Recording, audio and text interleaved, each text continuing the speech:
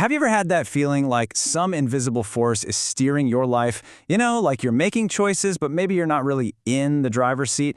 Well, what if I told you that's not just a feeling, it's real? There is a hidden driver, and today we are going to pull back the curtain and meet it. All right, let's just jump right in with a number that might blow your mind. 90%. Get this, over 90% of your daily life, your decisions, your automatic reactions, your habits, it's all run not by your conscious thinking mind, but by your subconscious programming. It's a massive number, I know, but it's the absolute key to understanding, well, everything. In this iceberg, it's the perfect way to picture this. You see that little tip sticking out of the water? That's your conscious mind. It's maybe 10% of the whole thing. It's the logical part, the analytical part. It's what you're using to listening to me right now. But the real power, that massive, colossal base of ice hidden under the water, that's your subconscious. And it doesn't do logic. It runs on pure emotion, deep-seated habits, and it holds every single belief that is truly running your life. So let's take a closer look at this hidden driver. Think of it like the silent autopilot that's been flying your planes since you were born, making all these critical navigation choices while your conscious mind was just enjoying the view. Honestly, the best way to get it is to think of your subconscious as your mind's operating system. Like the OS on your phone or your laptop. It's just running in the background, handling millions of things you never think about. It keeps your heart beating, it breathes for you, and it lets you drive a car on autopilot while you're thinking about your grocery list. It's the hard drive that stores every memory, every belief, and every habit you've ever had. And this right here is the most important and kind of the most dangerous thing you need to understand about this OS. It has no filter. It doesn't judge.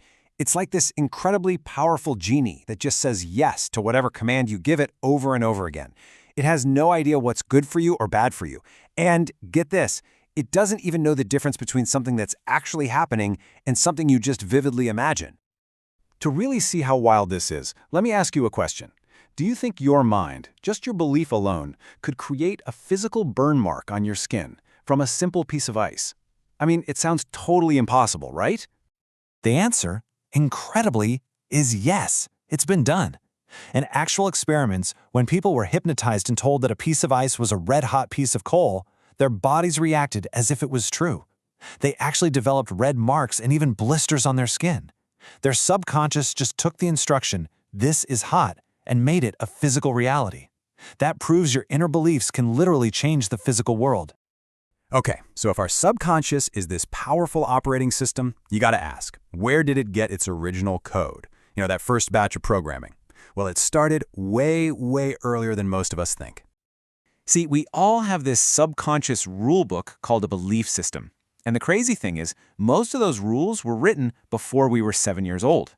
When you're a little kid, your brain is primarily in what's called a theta wave state. It's basically a state of hypnosis. You're like an open hard drive, just downloading everything from your parents, your teachers, your environment, with zero critical filter to say, hey, wait a minute, is that actually true? Let's use a real-world example. Imagine as a little kid, you're constantly hearing the phrase, money corrupts people, or maybe rich people are greedy. Now, as an adult, you consciously want to be successful. You want to make more money. But deep down, you've got this program running that screams, money is bad. It'll make you a bad person. And so you might find yourself messing up job interviews or avoiding opportunities for a raise, and you have absolutely no idea why you're doing it. So this programming gets installed in two main ways. One is through a single, super intense emotional experience, something so powerful, it just burns a belief right into your system. But the much more common way, it's just simple, constant repetition, hearing the same phrases, seeing the same behaviors over and over and over again until they become an automatic, unquestioned truth buried deep in your subconscious. Now, I know this might sound a little bit depressing, like we're all just stuck with whatever programs we got as kids. But here is the incredible news. Just like that code was written, it can be rewritten. You can consciously choose to delete the old software and install a brand new operating system. So how do we actually do that? Well, you need the right tools. We're going to look at a simple reprogramming toolkit with 4 main tools: affirmations, visualization, meditation, and self-observation. First up, affirmations.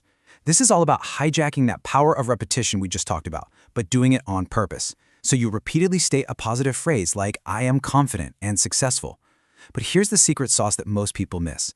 You can't just say the words. You have to feel the emotion of it being true right now. Your subconscious doesn't really speak English. It speaks the language of feeling. Next up is visualization. This taps into that whole subconscious can't tell the difference between real and imagined thing.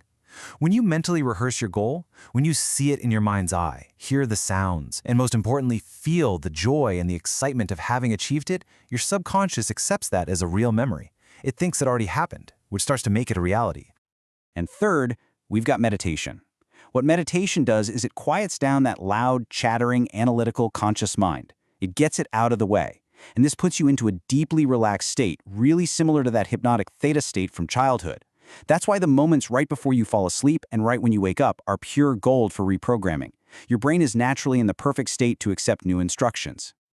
So, okay, you start using these tools, you're changing your internal code, but the most incredible part isn't just what happens inside your own head. It's what starts to shift in the world around you. Because, as we're about to see, your outer world is nothing more than a mirror of your inner one. This idea is a total game changer. Your external reality, it's not random. It is a direct reflection of your internal programming. The kinds of people you meet, the situations you always seem to find yourself in, they are all mirroring your deepest beliefs right back at you. So if you want to change the reflection you see, it does no good to polish the mirror. You have to change what's standing in front of it. You have to change you. And this plays out everywhere. Take relationships. If you have a subconscious belief that you're not worthy of love, you will magically attract partners who treat you that way, confirming your belief.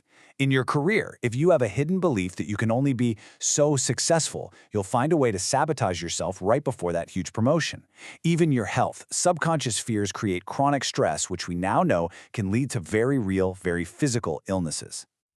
All right, we've talked about what the subconscious is, how it got programmed, and why it matters. Let's bring this all home and talk about how you can go from being a passenger in your own life to becoming the architect of your own reality.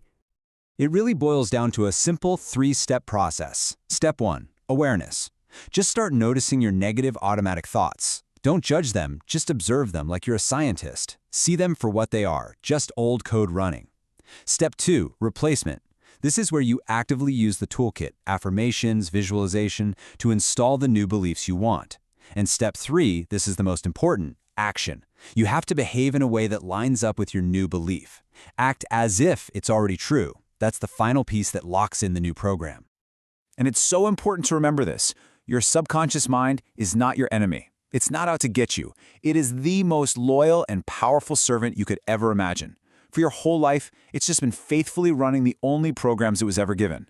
The moment you start giving it better, clearer, more empowering instructions, it will work just as hard to make those your reality. And that's really the final takeaway, isn't it? Once you understand how this all works, you realize you're not a victim of your circumstances. You're not just being blown around by the winds of fate. You hold immense power.